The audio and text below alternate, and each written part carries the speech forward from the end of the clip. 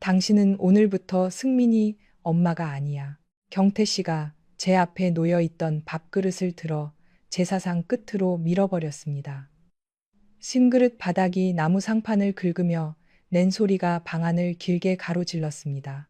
조금 전까지 향냄새와 전 냄새가 뒤섞여 있던 거실이 갑자기 숨조차 쉬기 어려울 만큼 조용해졌습니다. 그날은 우리 아들 승민이의 8번째 기일이었습니다. 저는 새벽 4시에 일어나 동태전을 부치고 물을 얇게 썰어 탕을 끓이고 승민이가 좋아하던 약과를 작은 접시에 담았습니다. 사과와 배의 윗부분을 반듯하게 깎고 생선의 머리가 놓일 방향까지 몇 번이나 확인했습니다. 8년 동안 한 번도 빠뜨린 적 없는 일이었습니다. 승민이가 살아있을 때 저는 제사 음식을 만드는 사람이 아니었습니다. 시어머니가 주방을 맡았고 저는 옆에서 그릇을 건네는 정도였습니다. 그러나 아들의 첫 기일부터는 제가 모든 음식을 준비했습니다. 누구도 시키지 않았습니다. 그 아이가 마지막으로 먹지 못한 밥을 한 해에 한 번이라도 제대로 차려주고 싶었습니다. 그런데 그날 남편은 제 밥그릇을 치웠습니다. 경태야, 제삿날에 그게 무슨 말이니? 시어머니 문정숙 여사가 떨리는 목소리로 물었습니다. 하지만 말과 달리 시어머니의 손은 제 그릇을 다시 가져오지 않았습니다. 손가락만 무릎 위에서 가늘게 움직였습니다. 남편의 누나 최은주는 제 사상 건너편에 앉아 눈을 내리깔고 있었습니다. 은주 언니는 놀라지 않은 얼굴이었습니다. 이미 오늘 무슨 일이 벌어질지 알고 있었던 사람처럼 입술을 굳게 다물고 있었습니다. 경태 씨는 제 앞에 얇은 서류 봉투를 던졌습니다. 봉투가 미끄러지며 제 무릎에 닿았습니다. 열어봐. 저는 봉투를 집어들지 않았습니다. 제사부터 끝내요. 끝낼 게 남아있어? 승민이한테 절도 아직 안 했어요. 당신이 무슨 자격으로 절을 해? 그 말에 제 손끝이 차가워졌습니다. 8해 동안 남편에게 수없이 차가운 말을 들었습니다. 네가 그날 승민이를 붙잡았어야 했다. 네가 그 아이에게 방파제로 가지 말라고 했어야 했다. 네가 마지막 전화를 제대로 받았어야 했다. 그런 말들을 들을 때마다 저는 대답하지 않았습니다. 그가 저를 원망하지 않으면 자기 자신을 원망할 것이라는 걸 알고 있었기 때문입니다. 적어도 처음 몇 년 동안은 그렇게 믿었습니다. 그러나 제가 아무 말도 하지 않는 동안 남편의 원망은 슬픔이 아니라 확신이 되어 버렸습니다. 그는 제가 아들을 죽게 만든 사람이라고 믿었고 가족들도 조금씩 그 믿음에 익숙해졌습니다. 경태 씨가 봉투를 직접 열어 안에 있던 종이들을 꺼냈습니다. 통장 거래 내역과 몇 장의 편지 복사본이었습니다. 그는 거래 내역의 한 줄을 손가락으로 눌렀습니다. 박다은. 그 이름이 나오자 은주 언니의 어깨가 미세하게 굳었습니다. 시어머니가 저를 바라보았습니다. 그게 누구니? 경태 씨가 웃었습니다. 웃음이라기보다는 오래 참은 사람이 내뱉는 거친 숨에 가까웠습니다. 어머니가 모르실 리가 없죠.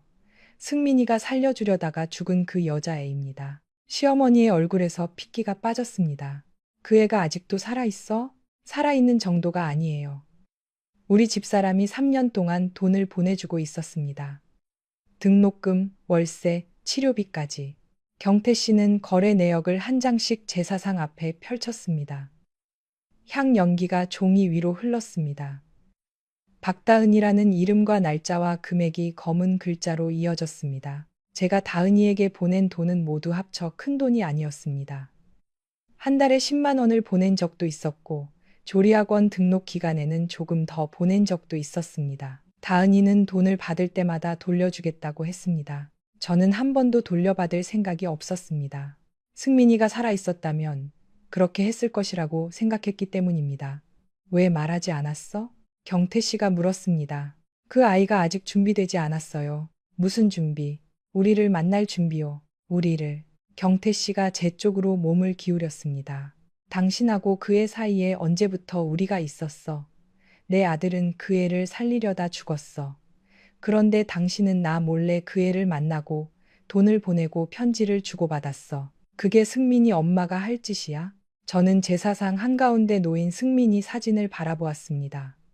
고등학교 1학년 봄에 찍은 사진이었습니다. 교복 셔츠에 단추를 하나 잘못 끼웠고 머리카락은 바닷바람에 한쪽으로 눕혀져 있었습니다. 사진을 찍기 직전 제가 단추를 고쳐주려 하자 승민이는 귀찮다며 몸을 피했습니다. 사진 속 아이는 16살이었습니다. 저는 42살이 되었지만 승민이는 여전히 16살이었습니다. 다은이는 승민이를 죽이지 않았어요. 제 말이 끝나자 경태 씨의 얼굴이 일그러졌습니다. 그럼 누가 죽였어? 그는 기다렸다는 듯 물었습니다. 그날 태풍주의보가 내려졌는데도 애한테 데리러 가라고 한 사람이 누구야? 마지막 전화에서 방파제에 혼자 두면 안 된다고 말한 사람이 누구냐고. 시어머니가 눈을 감았습니다. 은주 언니는 여전히 고개를 들지 않았습니다. 경태 씨가 제 앞에 마지막 종이를 내려놓았습니다. 이혼합의서였습니다. 이미 남편의 이름과 도장이 찍혀 있었습니다. 제사 끝나면 나가줘. 오늘 꼭 일해야 해요. 오늘이라서 하는 거야.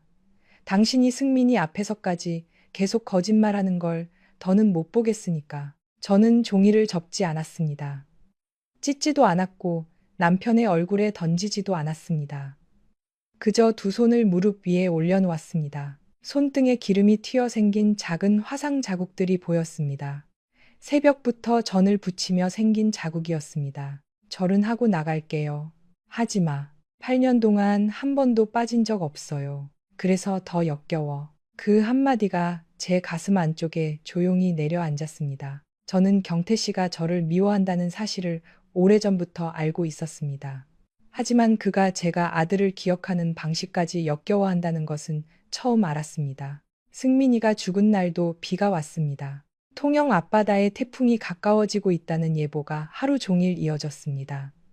학교에서는 방과 후 활동을 모두 취소했지만 승민이는 집에 곧바로 오지 않았습니다. 같은 반이었던 박다은에게서 전화가 왔기 때문입니다. 다은이는 산양읍 쪽 방파제 근처에 혼자 있었습니다. 양아버지와 크게 다툰 뒤 집을 뛰쳐나왔고 바람이 강해지면서 버스 운행까지 뜸해졌습니다.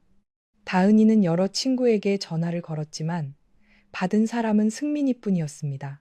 그날 저는 지역아동센터에서 저녁 급식을 준비하고 있었습니다.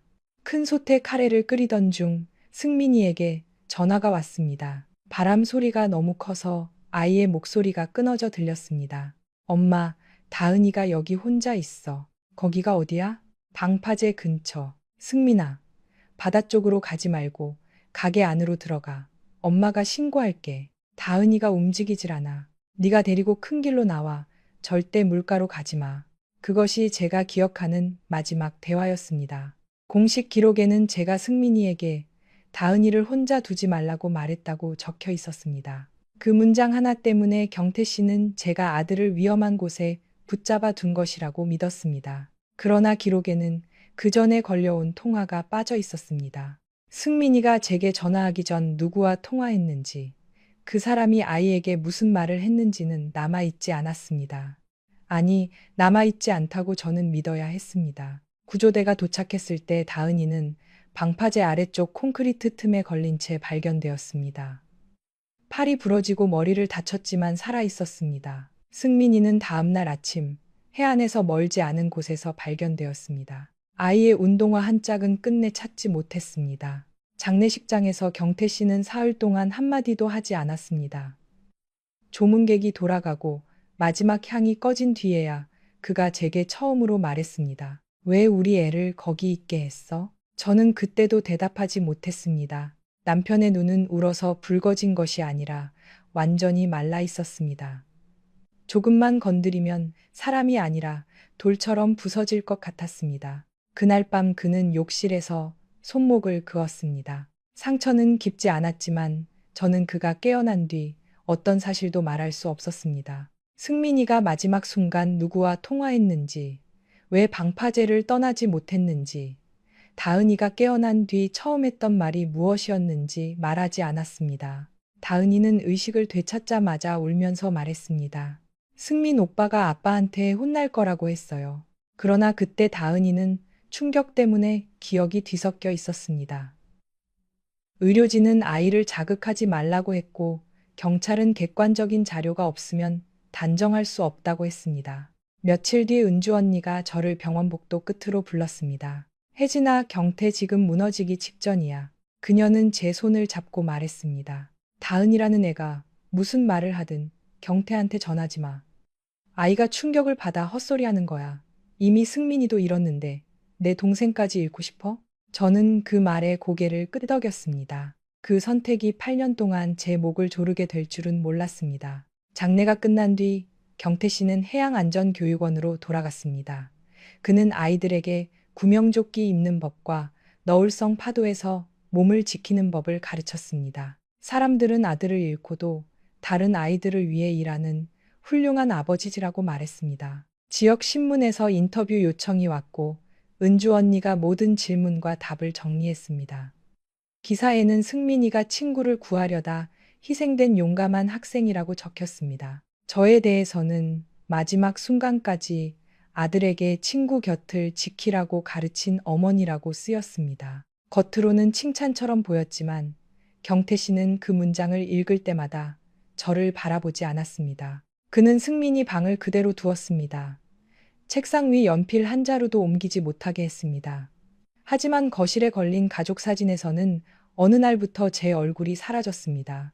처음에는 승민이와 경태 씨가 둘이 찍은 사진이 늘어났고 나중에는 시어머니와 은주 언니가 함께 찍힌 사진만 남았습니다. 저는 따지지 않았습니다. 남편이 저를 밀어내는 만큼 아들을 가까이 느낄 수 있다면 그렇게 하게 두었습니다. 저는 집 밖에 작은 급식 공간을 만들었습니다. 중앙시장과 멀지 않은 골목에 비어있던 식당을 빌려 바다숲 아이밥상이라는 이름을 붙였습니다. 부모가 늦게까지 일하거나 혼자 저녁을 먹는 아이들에게 따뜻한 밥을 차려주는 곳이었습니다. 경태 씨는 제가 다른 아이들을 승민이 대신으로 삼는다고 생각했습니다. 당신은 참 쉽지. 그가 어느 날 말했습니다. 무슨 뜻이에요? 다른 애들 밥 해주면 엄마 노릇을 다시 하는 기분이 들어? 저는 국자를 내려놓았습니다. 배고픈 아이한테 밥 주는 일과 승민이를 잊는 일이 무슨 상관이에요? 당신은 잊을 수 있나 보지. 그날 이후 경태 씨는 한 번도 아이 밥상 안으로 들어오지 않았습니다. 그러던 지난해 겨울 파란 봉투 한 장이 도착했습니다. 보낸 사람은 박다은이었습니다. 저는 봉투를 식당 창고 안에서 열었습니다. 편지는 3장이었지만 첫 줄을 읽는 데만 한참이 걸렸습니다. 아주머니 저를 기억하실지 모르겠습니다. 저는 다은이를 잊은 적이 없었습니다. 그 아이의 이름은 승민이 사망 확인서보다 더 오래 제 마음에 남아 있었습니다. 다은이는 부산에서 식당 일을 하며 검정고시를 마쳤고 조리사가 되기 위해 학원에 다니고 있다고 했습니다. 8년 동안 우리 가족에게 연락하지 않은 것은 은주 언니가 찾아와 다시는 모습을 보이지 말라고 했기 때문이라고 적혀 있었습니다. 네가 나타나면 경태 삼촌은 살아갈 수 없다. 은주 언니가 그렇게 말했다고 했습니다. 편지 마지막에는 이상한 그림이 하나 있었습니다. 빨간색 네모난 물건이었습니다. 위에는 짧은 안테나가 있었고 옆에는 검은 단추가 그려져 있었습니다. 해양안전교육용 무전기였습니다. 승민이가 사고가 난 날 가지고 나갔다가 사라진 물건이었습니다. 다은이는 편지에 이렇게 썼습니다. 이 물건이 아직 남아 있습니다. 저는 편지를 받은 지 사흘 뒤 다은이를 만났습니다. 통영항 여객선 터미널 대합실 구석에서 기다리던 아이는 24이 되어 있었습니다. 키가 작고 마른 체격이었고 왼쪽 눈썹 위에는 사고 때 생긴 흉터가 남아 있었습니다. 저를 보자 자리에서 일어났지만 가까이 오지 못했습니다. 죄송합니다. 그 아이가 처음 한 말이었습니다. 왜 네가 미안하니? 저 때문에 승민 오빠가 죽었잖아요. 저는 다은이 앞에 서서 오랫동안 하지 못한 말을 했습니다. 승민이는 너 때문에 죽은 게 아니야. 다은이의 입술이 떨렸습니다. 그런데 아저씨도 고모님도 모두 제가 오빠를 불렀기 때문이라고 했어요. 어른들이 자기 고통을 견디지 못해 내게 넘긴 거야. 저는 그 말을 하면서 제가 남편에게는 한 번도 그렇게 말하지 못했다는 사실을 깨달았습니다. 다은이는 가방에서 낡은 수첩을 꺼냈습니다. 수첩 안에는 남기호라는 이름과 전화번호가 적혀 있었습니다. 그는 사고 당시 방파제 근처에서 민간 해안 순찰을 하던 사람이었습니다. 기호 씨는 사고 이틀 뒤 바위 틈에서 빨간 무전기를 발견했습니다. 안테나는 부러져 있었고 내부는 바닷물에 젖어 작동하지 않았습니다. 그는 경찰에 물건을 넘기려 했지만 이미 수색 현장이 정리된 뒤였고 누구의 것인지 확인되지 않아 자신의 창고에 보관했다고 했습니다. 몇 년 뒤 기호 씨는 다은이가 살아있다는 것을 알고 무전기를 보여주었습니다. 다은이는 그것이 승민이의 것임을 알아보았습니다. 뒷면에 흰색 매니큐어로 적어준 최승민이라는 글씨가 남아 있었기 때문입니다. 그런데 왜 이제야 가져왔니? 제가 묻자 다은이는 두 손을 무릎 사이에 끼웠습니다. 무전기 안에 녹음 기능이 있대요. 승민이가 사용하던 무전기는 교육용 장비였습니다. 훈련 내용을 복기하기 위해 일정 시간 동안 주변 음성과 송수신 내용을 자동으로 저장하는 기능이 있었습니다. 하지만 내부가 심하게 부식되어 자료를 꺼내기 어려웠습니다. 기호 씨는 수리점을 여러 곳 찾아다녔지만 모두 불가능하다는 답을 들었습니다. 그러다 지난해 병으로 세상을 떠나기 전 무전기와 수첩을 다은이에게 맡겼습니다. 아직 들을 수 있는 건 아니에요. 다은이가 말했습니다. 부산에 오래된 선박 통신 장비를 고치는 분이 계신데 시간이 필요하대요. 경태 씨에게 말해야 해. 제가 말하자 다은이는 급하게 고개를 저었습니다. 안 돼요. 왜? 고모님이 알면 무전기를 없앨 거예요. 그 순간 저는 다은이가 겁에 질려 있다는 사실을 깨달았습니다. 단순히 과거의 기억 때문만은 아니었습니다. 은주 언니가 너를 다시 찾아왔니? 다은이는 대답하지 않았습니다. 그 침묵이 대답이었습니다. 저는 다은이에게 준비가 될 때까지 기다리겠다고 약속했습니다. 무전기의 자료가 복구되면 그때 경태 씨에게 함께 가자고 했습니다. 그 전까지는 누구에게도 말하지 않기로 했습니다. 그 뒤 다은이가 조리학원 등록금을 마련하지 못했다는 사실을 알게 되었습니다. 저는 제 이름으로 조금씩 돈을 보냈습니다. 그것은 죄책감 때문도 승민이를 대신하려는 마음 때문도 아니었습니다. 살아남았다는 이유로 8년 동안 죄인처럼 살아온 아이에게 적어도 따뜻한 밥을 만드는 사람이 될 기회는 주고 싶었습니다. 그런데 경태 씨가 그 내역을 발견했습니다. 제삿날 아침 제가 시장에 간 사이 아이 밥상 사무실에 들렀다가 서랍 속 편지와 통장을 본 것이었습니다. 그는 무전기 그림이 그려진 편지도 복사해 두었습니다. 제사상 앞에서 그 그림을 본 순간 은주 언니의 손이 떨렸습니다. 아주 짧은 순간이었지만 저는 분명히 보았습니다. 이게 뭔데? 경태 씨가 편지를 들어보였습니다. 저는 대답하지 않았습니다. 빨간 무전기잖아. 은주 언니가 갑자기 끼어들었습니다. 사고 현장에서 찾았다는 거짓말이라도 하려는 모양이지. 그 애가 이제 와서 돈이라도 뜯어내려고 혜진이한테 접근한 거야. 언니는 어떻게 알아요? 제가 물었습니다. 은주 언니의 얼굴이 굳었습니다. 뭘? 다은이가 무전기를 가지고 있다는 걸 어떻게 알았어요? 경태 씨도 지금 처음 봤는데. 시어머니가 천천히 은주 언니를 바라보았습니다. 경태 씨도 누나 쪽으로 고개를 돌렸습니다. 은주 언니는 잠시 말을 잃었다가 곧 목소리를 높였습니다. 그림만 봐도 알잖아.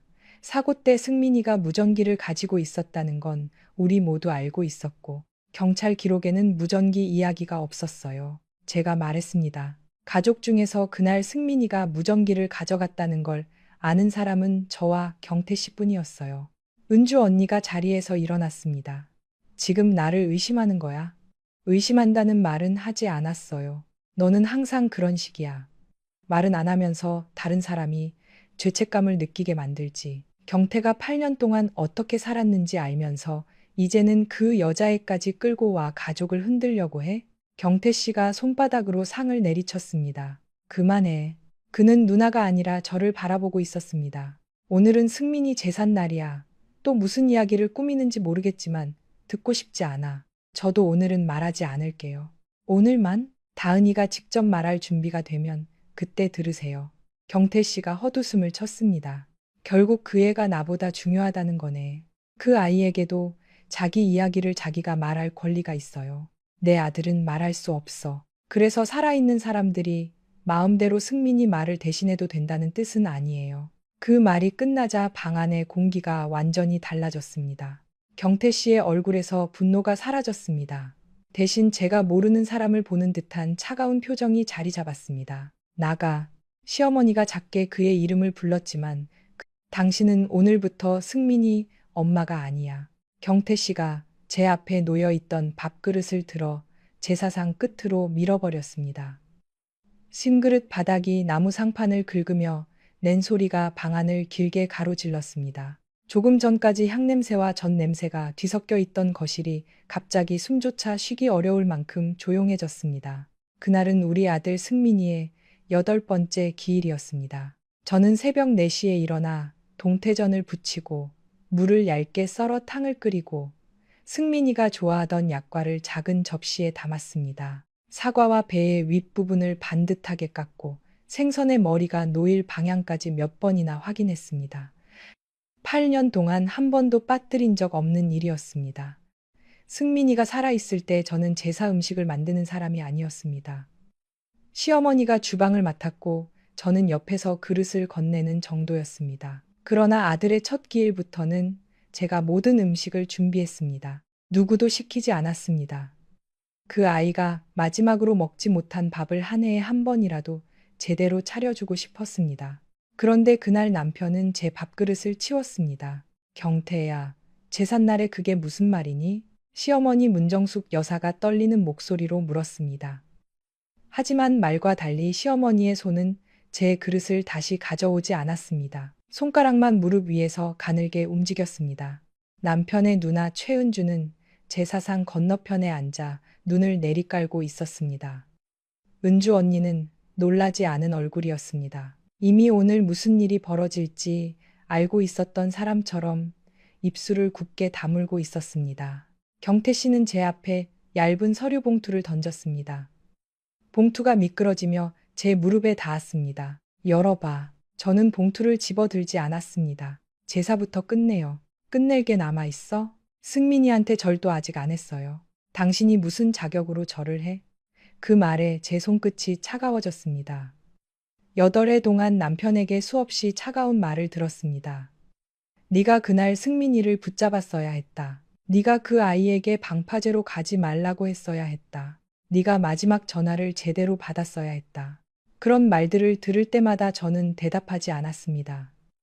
그가 저를 원망하지 않으면 자기 자신을 원망할 것이라는 걸 알고 있었기 때문입니다. 적어도 처음 몇 년 동안은 그렇게 믿었습니다. 그러나 제가 아무 말도 하지 않는 동안 남편의 원망은 슬픔이 아니라 확신이 되어 버렸습니다. 그는 제가 아들을 죽게 만든 사람이라고 믿었고 가족들도 조금씩 그 믿음에 익숙해졌습니다. 경태 씨가 봉투를 직접 열어 안에 있던 종이들을 꺼냈습니다. 통장 거래 내역과 몇 장의 편지 복사본이었습니다. 그는 거래 내역의 한 줄을 손가락으로 눌렀습니다. 박다은. 그 이름이 나오자 은주 언니의 어깨가 미세하게 굳었습니다. 시어머니가 저를 바라보았습니다. 그게 누구니? 경태 씨가 웃었습니다. 웃음이라기보다는 오래 참은 사람이 내뱉는 거친 숨에 가까웠습니다. 어머니가 모르실 리가 없죠. 승민이가 살려주려다가 죽은 그 여자애입니다. 시어머니의 얼굴에서 핏기가 빠졌습니다. 그 애가 아직도 살아있어? 살아있는 정도가 아니에요. 우리 집사람이 3년 동안 돈을 보내주고 있었습니다. 등록금, 월세, 치료비까지. 경태 씨는 거래 내역을 한 장씩 제사상 앞에 펼쳤습니다. 향 연기가 종이 위로 흘렀습니다. 박다은이라는 이름과 날짜와 금액이 검은 글자로 이어졌습니다. 제가 다은이에게 보낸 돈은 모두 합쳐 큰 돈이 아니었습니다. 한 달에 10만 원을 보낸 적도 있었고 조리학원 등록 기간에는 조금 더 보낸 적도 있었습니다. 다은이는 돈을 받을 때마다 돌려주겠다고 했습니다. 저는 한 번도 돌려받을 생각이 없었습니다. 승민이가 살아있었다면 그렇게 했을 것이라고 생각했기 때문입니다. 왜 말하지 않았어? 경태 씨가 물었습니다. 그 아이가 아직 준비되지 않았어요. 무슨 준비? 우리를 만날 준비요. 우리를.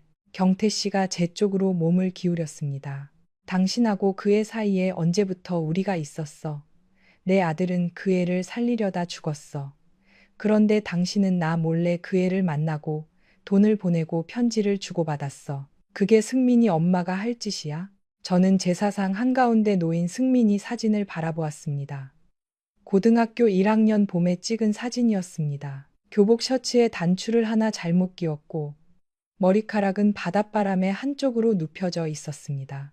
사진을 찍기 직전 제가 단추를 고쳐주려 하자 승민이는 귀찮다며 몸을 피했습니다. 사진 속 아이는 16살이었습니다. 저는 42살이 되었지만 승민이는 여전히 16살이었습니다. 다은이는 승민이를 죽이지 않았어요. 제 말이 끝나자 경태 씨의 얼굴이 일그러졌습니다. 그럼 누가 죽였어? 그는 기다렸다는 듯 물었습니다. 그날 태풍주의보가 내려졌는데도 애한테 데리러 가라고 한 사람이 누구야? 마지막 전화에서 방파제에 혼자 두면 안 된다고 말한 사람이 누구냐고. 시어머니가 눈을 감았습니다. 은주 언니는 여전히 고개를 들지 않았습니다. 경태 씨가 제 앞에 마지막 종이를 내려놓았습니다. 이혼합의서였습니다. 이미 남편의 이름과 도장이 찍혀 있었습니다. 제사 끝나면 나가줘. 오늘 꼭 이래야 해요. 오늘이라서 하는 거야. 당신이 승민이 앞에서까지 계속 거짓말하는 걸 더는 못 보겠으니까. 저는 종이를 접지 않았습니다. 찢지도 않았고 남편의 얼굴에 던지지도 않았습니다. 그저 두 손을 무릎 위에 올려놓았습니다. 손등에 기름이 튀어 생긴 작은 화상 자국들이 보였습니다. 새벽부터 전을 붙이며 생긴 자국이었습니다. 절은 하고 나갈게요. 하지 마. 8년 동안 한 번도 빠진 적 없어요. 그래서 더 역겨워. 그 한마디가 제 가슴 안쪽에 조용히 내려앉았습니다. 저는 경태 씨가 저를 미워한다는 사실을 오래전부터 알고 있었습니다. 하지만 그가 제가 아들을 기억하는 방식까지 역겨워한다는 것은 처음 알았습니다. 승민이가 죽은 날도 비가 왔습니다. 통영 앞바다에 태풍이 가까워지고 있다는 예보가 하루 종일 이어졌습니다. 학교에서는 방과 후 활동을 모두 취소했지만 승민이는 집에 곧바로 오지 않았습니다. 같은 반이었던 박다은에게서 전화가 왔기 때문입니다. 다은이는 산양읍 쪽 방파제 근처에 혼자 있었습니다. 양아버지와 크게 다툰 뒤 집을 뛰쳐나왔고 바람이 강해지면서 버스 운행까지 뜸해졌습니다. 다은이는 여러 친구에게 전화를 걸었지만 받은 사람은 승민이뿐이었습니다. 그날 저는 지역아동센터에서 저녁 급식을 준비하고 있었습니다. 큰 솥에 카레를 끓이던 중 승민이에게 전화가 왔습니다. 바람 소리가 너무 커서 아이의 목소리가 끊어져 들렸습니다. 엄마, 다은이가 여기 혼자 있어. 거기가 어디야? 방파제 근처. 승민아, 바다 쪽으로 가지 말고 가게 안으로 들어가. 엄마가 신고할게. 다은이가 움직이질 않아. 네가 데리고 큰 길로 나와. 절대 물가로 가지 마. 그것이 제가 기억하는 마지막 대화였습니다. 공식 기록에는 제가 승민이에게 다은이를 혼자 두지 말라고 말했다고 적혀 있었습니다. 그 문장 하나 때문에 경태 씨는 제가 아들을 위험한 곳에 붙잡아 둔 것이라고 믿었습니다. 그러나 기록에는 그 전에 걸려온 통화가 빠져 있었습니다. 승민이가 제게 전화하기 전 누구와 통화했는지, 그 사람이 아이에게 무슨 말을 했는지는 남아있지 않았습니다. 아니, 남아있지 않다고 저는 믿어야 했습니다. 구조대가 도착했을 때 다은이는 방파제 아래쪽 콘크리트 틈에 걸린 채 발견되었습니다. 팔이 부러지고 머리를 다쳤지만 살아 있었습니다. 승민이는 다음날 아침 해안에서 멀지 않은 곳에서 발견되었습니다. 아이의 운동화 한 짝은 끝내 찾지 못했습니다. 장례식장에서 경태 씨는 사흘 동안 한마디도 하지 않았습니다. 조문객이 돌아가고 마지막 향이 꺼진 뒤에야 그가 제게 처음으로 말했습니다. 왜 우리 애를 거기 있게 했어? 저는 그때도 대답하지 못했습니다. 남편의 눈은 울어서 붉어진 것이 아니라 완전히 말라 있었습니다. 조금만 건드리면 사람이 아니라 돌처럼 부서질 것 같았습니다. 그날 밤 그는 욕실에서 손목을 그었습니다. 상처는 깊지 않았지만 저는 그가 깨어난 뒤 어떤 사실도 말할 수 없었습니다. 승민이가 마지막 순간 누구와 통화했는지, 왜 방파제를 떠나지 못했는지, 다은이가 깨어난 뒤 처음 했던 말이 무엇이었는지 말하지 않았습니다. 다은이는 의식을 되찾자마자 울면서 말했습니다. 승민 오빠가 아빠한테 혼날 거라고 했어요. 그러나 그때 다은이는 충격 때문에 기억이 뒤섞여 있었습니다. 의료진은 아이를 자극하지 말라고 했고 경찰은 객관적인 자료가 없으면 단정할 수 없다고 했습니다. 며칠 뒤 은주 언니가 저를 병원 복도 끝으로 불렀습니다. 혜진아, 경태 지금 무너지기 직전이야. 그녀는 제 손을 잡고 말했습니다. 다은이라는 애가 무슨 말을 하든 경태한테 전하지 마. 아이가 충격을 받아 헛소리하는 거야. 이미 승민이도 잃었는데 내 동생까지 잃고 싶어? 저는 그 말에 고개를 끄덕였습니다. 그 선택이 8년 동안 제 목을 조르게 될 줄은 몰랐습니다. 장례가 끝난 뒤 경태 씨는 해양안전교육원으로 돌아갔습니다. 그는 아이들에게 구명조끼 입는 법과 너울성 파도에서 몸을 지키는 법을 가르쳤습니다. 사람들은 아들을 잃고도 다른 아이들을 위해 일하는 훌륭한 아버지라고 말했습니다. 지역 신문에서 인터뷰 요청이 왔고 은주 언니가 모든 질문과 답을 정리했습니다. 기사에는 승민이가 친구를 구하려다 희생된 용감한 학생이라고 적혔습니다. 저에 대해서는 마지막 순간까지 아들에게 친구 곁을 지키라고 가르친 어머니라고 쓰였습니다. 겉으로는 칭찬처럼 보였지만 경태 씨는 그 문장을 읽을 때마다 저를 바라보지 않았습니다. 그는 승민이 방을 그대로 두었습니다. 책상 위 연필 한 자루도 옮기지 못하게 했습니다. 하지만 거실에 걸린 가족 사진에서는 어느 날부터 제 얼굴이 사라졌습니다.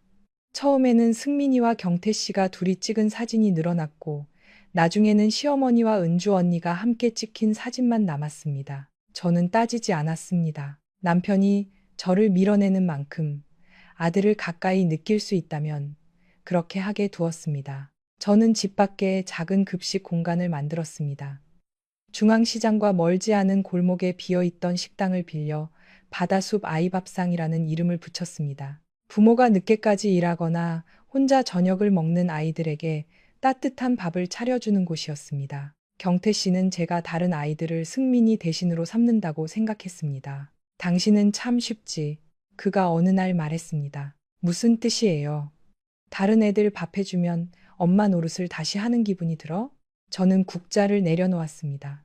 배고픈 아이한테 밥 주는 일과 승민이를 잊는 일이 무슨 상관이에요?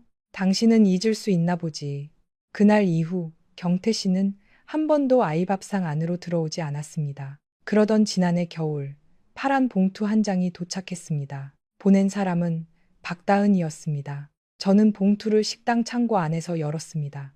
편지는 3장이었지만 첫 줄을 읽는 데만 한참이 걸렸습니다. 아주머니 저를 기억하실지 모르겠습니다. 저는 다은이를 잊은 적이 없었습니다. 그 아이의 이름은 승민이 사망 확인서보다 더 오래 제 마음에 남아 있었습니다. 다은이는 부산에서 식당 일을 하며 검정고시를 마쳤고 조리사가 되기 위해 학원에 다니고 있다고 했습니다.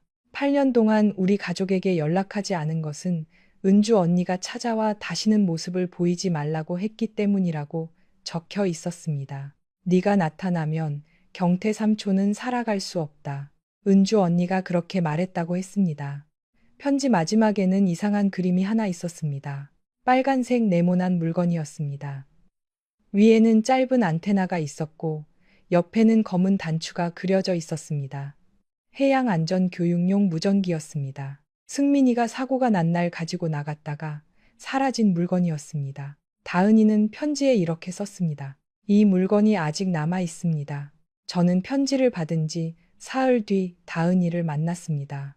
통영항 여객선 터미널 대합실 구석에서 기다리던 아이는 24이 되어 있었습니다. 키가 작고 마른 체격이었고 왼쪽 눈썹 위에는 사고 때 생긴 흉터가 남아 있었습니다. 저를 보자 자리에서 일어났지만 가까이 오지 못했습니다. 죄송합니다. 그 아이가 처음 한 말이었습니다. 왜 네가 미안하니? 저 때문에 승민 오빠가 죽었잖아요. 저는 다은이 앞에 서서 오랫동안 하지 못한 말을 했습니다. 승민이는 너 때문에 죽은 게 아니야. 다은이의 입술이 떨렸습니다. 그런데 아저씨도 고모님도 모두 제가 오빠를 불렀기 때문이라고 했어요. 어른들이 자기 고통을 견디지 못해 내게 넘긴 거야. 저는 그 말을 하면서 제가 남편에게는 한 번도 그렇게 말하지 못했다는 사실을 깨달았습니다. 다은이는 가방에서 낡은 수첩을 꺼냈습니다. 수첩 안에는 남기호라는 이름과 전화번호가 적혀 있었습니다. 그는 사고 당시 방파제 근처에서 민간 해안 순찰을 하던 사람이었습니다. 기호 씨는 사고 이틀 뒤 바위 틈에서 빨간 무전기를 발견했습니다. 안테나는 부러져 있었고 내부는 바닷물에 젖어 작동하지 않았습니다. 그는 경찰에 물건을 넘기려 했지만 이미 수색 현장이 정리된 뒤였고 누구의 것인지 확인되지 않아 자신의 창고에 보관했다고 했습니다. 몇 년 뒤 기호 씨는 다은이가 살아있다는 것을 알고 무전기를 보여주었습니다. 다은이는 그것이 승민이의 것임을 알아보았습니다. 뒷면에 제가 흰색 매니큐어로 적어준 최승민이라는 글씨가 남아있었기 때문입니다. 그런데 왜 이제야 가져왔니? 제가 묻자 다은이는 두 손을 무릎 사이에 끼웠습니다. 무전기 안에 녹음 기능이 있대요. 승민이가 사용하던 무전기는 교육용 장비였습니다. 훈련 내용을 복기하기 위해 일정 시간 동안 주변 음성과 송수신 내용을 자동으로 저장하는 기능이 있었습니다. 하지만 내부가 심하게 부식되어 자료를 꺼내기 어려웠습니다. 기호 씨는 수리점을 여러 곳 찾아다녔지만 모두 불가능하다는 답을 들었습니다. 그러다 지난해 병으로 세상을 떠나기 전 무전기와 수첩을 다은이에게 맡겼습니다. 아직 들을 수 있는 건 아니에요. 다은이가 말했습니다. 부산에 오래된 선박 통신 장비를 고치는 분이 계신데 시간이 필요하대요. 경태 씨에게 말해야 해. 제가 말하자 다은이는 급하게 고개를 저었습니다. 안 돼요. 왜? 고모님이 알면 무전기를 없앨 거예요. 그 순간 저는 다은이가 겁에 질려 있다는 사실을 깨달았습니다. 단순히 과거의 기억 때문만은 아니었습니다. 은주 언니가 너를 다시 찾아왔니? 다은이는 대답하지 않았습니다. 그 침묵이 대답이었습니다. 저는 다은이에게 준비가 될 때까지 기다리겠다고 약속했습니다. 무전기의 자료가 복구되면 그때 경태 씨에게 함께 가자고 했습니다. 그 전까지는 누구에게도 말하지 않기로 했습니다. 그 뒤 다은이가 조리학원 등록금을 마련하지 못했다는 사실을 알게 되었습니다.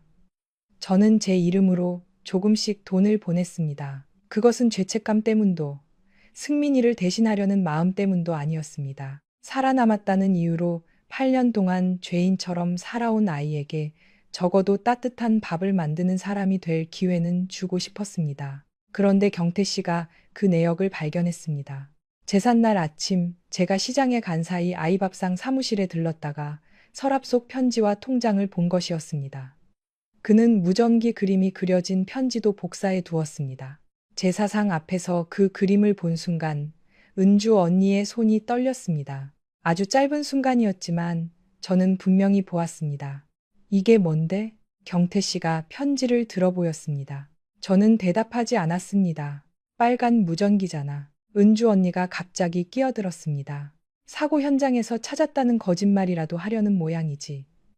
그 애가 이제 와서 돈이라도 뜯어내려고 혜진이한테 접근한 거야. 언니는 어떻게 알아요? 제가 물었습니다. 은주, 당신은 오늘부터 승민이 엄마가 아니야. 경태 씨가 제 앞에 놓여 있던 밥그릇을 들어 제사상 끝으로 밀어버렸습니다. 싱그릇 바닥이 나무 상판을 긁으며 낸 소리가 방안을 길게 가로질렀습니다. 조금 전까지 향냄새와 전 냄새가 뒤섞여 있던 거실이 갑자기 숨조차 쉬기 어려울 만큼 조용해졌습니다. 그날은 우리 아들 승민이의 8번째 기일이었습니다. 저는 새벽 4시에 일어나 동태전을 부치고 물을 얇게 썰어 탕을 끓이고 승민이가 좋아하던 약과를 작은 접시에 담았습니다. 사과와 배의 윗부분을 반듯하게 깎고 생선의 머리가 놓일 방향까지 몇 번이나 확인했습니다. 8년 동안 한 번도 빠뜨린 적 없는 일이었습니다. 승민이가 살아있을 때 저는 제사 음식을 만드는 사람이 아니었습니다.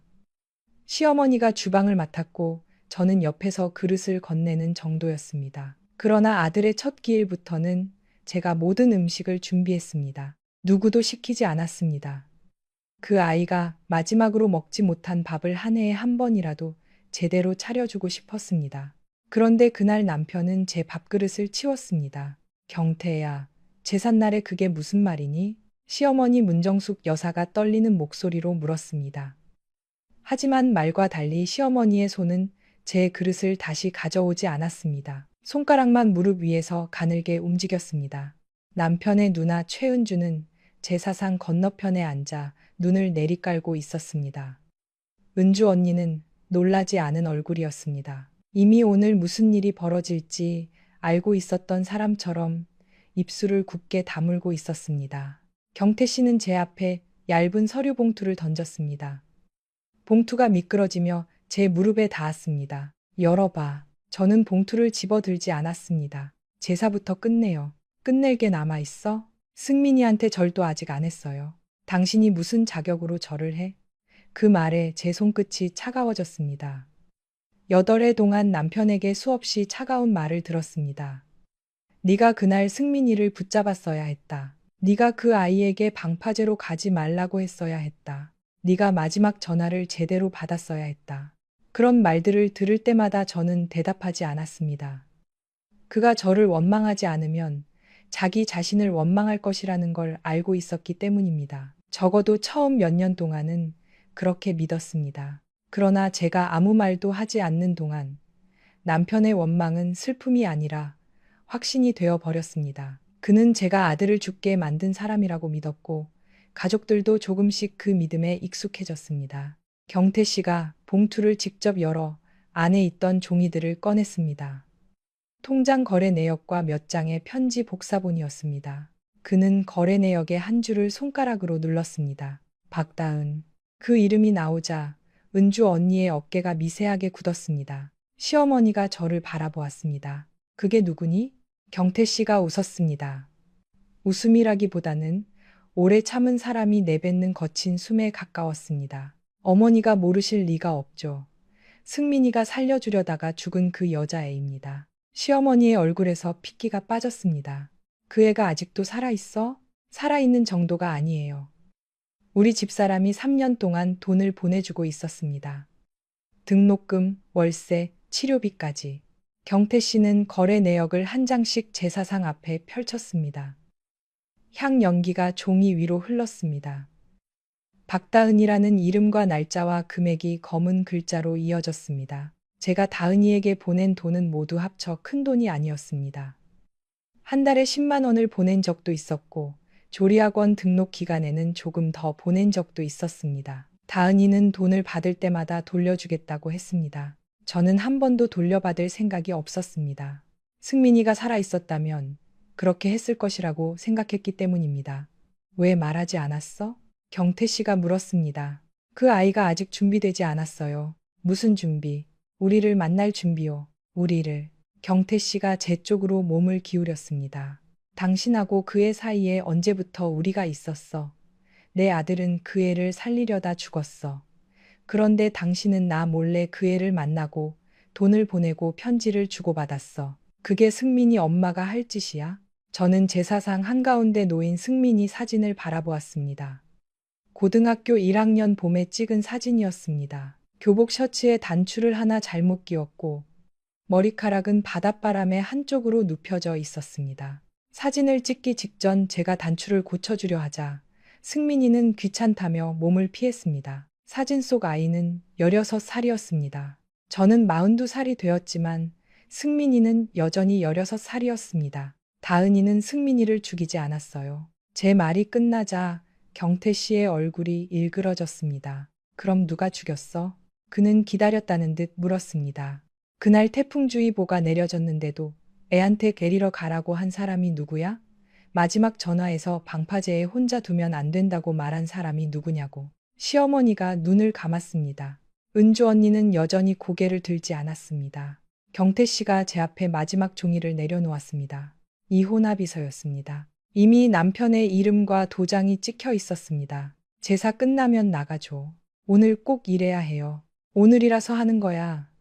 당신이 승민이 앞에서까지 계속 거짓말하는 걸 더는 못 보겠으니까. 저는 종이를 접지 않았습니다.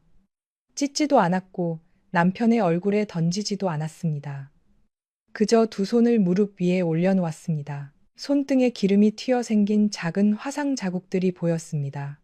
새벽부터 전을 붙이며 생긴 자국이었습니다. 절은 하고 나갈게요. 하지 마. 8년 동안 한 번도 빠진 적 없어요. 그래서 더 역겨워. 그 한마디가 제 가슴 안쪽에 조용히 내려앉았습니다. 저는 경태 씨가 저를 미워한다는 사실을 오래전부터 알고 있었습니다. 하지만 그가 제가 아들을 기억하는 방식까지 역겨워한다는 것은 처음 알았습니다. 승민이가 죽은 날도 비가 왔습니다. 통영 앞바다에 태풍이 가까워지고 있다는 예보가 하루 종일 이어졌습니다. 학교에서는 방과 후 활동을 모두 취소했지만 승민이는 집에 곧바로 오지 않았습니다.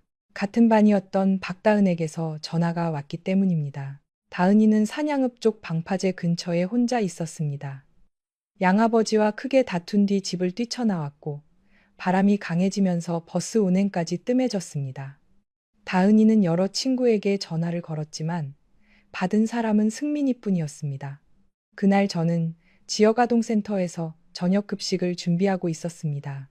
큰 솥에 카레를 끓이던 중 승민이에게 전화가 왔습니다. 바람 소리가 너무 커서 아이의 목소리가 끊어져 들렸습니다. 엄마, 다은이가 여기 혼자 있어. 거기가 어디야? 방파제 근처. 승민아, 바다 쪽으로 가지 말고 가게 안으로 들어가. 엄마가 신고할게. 다은이가 움직이질 않아. 네가 데리고 큰 길로 나와. 절대 물가로 가지 마. 그것이 제가 기억하는 마지막 대화였습니다. 공식 기록에는 제가 승민이에게 다은이를 혼자 두지 말라고 말했다고 적혀 있었습니다.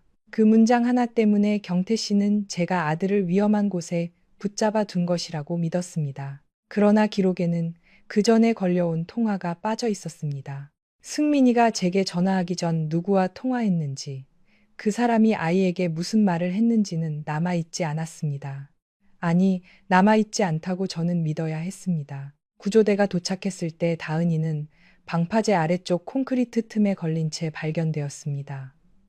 팔이 부러지고 머리를 다쳤지만 살아 있었습니다. 승민이는 다음날 아침 해안에서 멀지 않은 곳에서 발견되었습니다. 아이의 운동화 한 짝은 끝내 찾지 못했습니다. 장례식장에서 경태 씨는 사흘 동안 한마디도 하지 않았습니다. 조문객이 돌아가고 마지막 향이 꺼진 뒤에야 그가 제게 처음으로 말했습니다. 왜 우리 애를 거기 있게 했어? 저는 그때도 대답하지 못했습니다. 남편의 눈은 울어서 붉어진 것이 아니라 완전히 말라 있었습니다.